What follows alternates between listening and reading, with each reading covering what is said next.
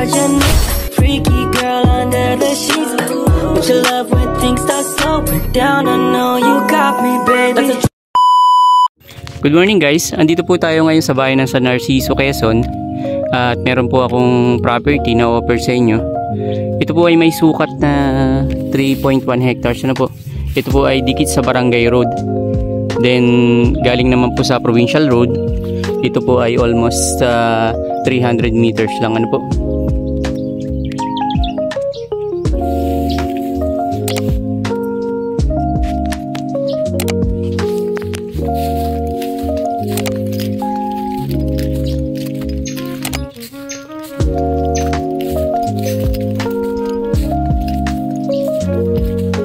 Bali, ito po yung right of way niya papasok, pero ito po ay sakop na po ng property. Kung mapapansin nyo po yung mga nyog, yun po yung dagat ano po. Ito po ay almost 100 meters lang. So andito na po tayo ngayon sa harap po ng ng property, sa frontage po ng kalsada. Ito ay sakop na po ito.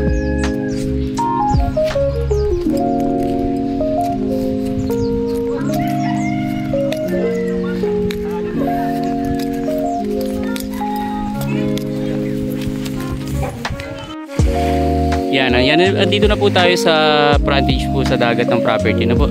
Bali, ang start po ng property ay dito po sa recrap na ito.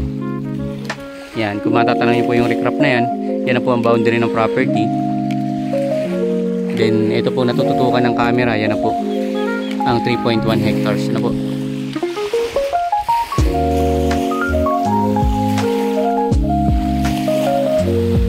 Bali, ang frontage po nito sa dagat ng ating property na to ay nasa 150 meters po ano po.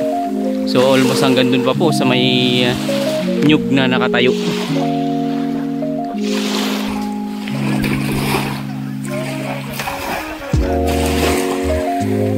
Ayan po ang view niya sa dagat.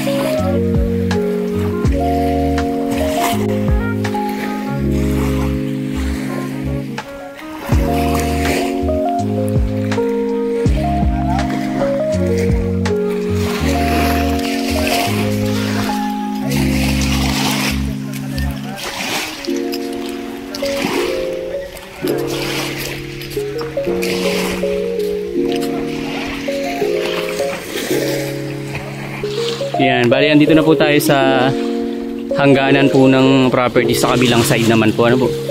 Bali dun po tayo galing sa kabila. And papunta naman po tayo dito sa kabilang side. Yan, bali hanggang dito raw po siya sa nyug na ito. Yan.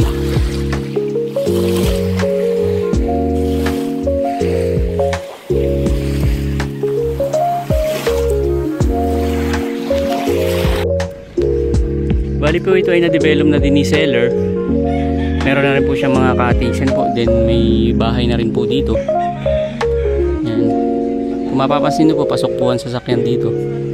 Yan, kasama po yung mga cottage. Then dito po ay may bahay na rin. Naka-aircon pa po. Yan.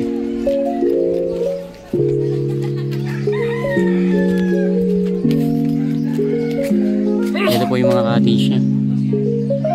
Bali tatlo po.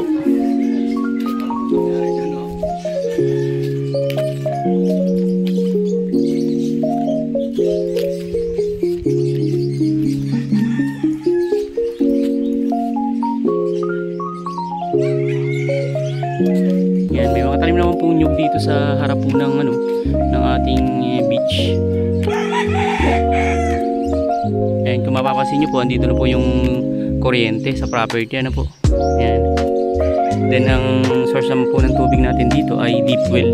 Kadalasan po sa mga gantong malapit sa beach ay deep well na po ang supply po ng tubig. Yan na po. Yan, bali ayan na po yung harap ng dagat.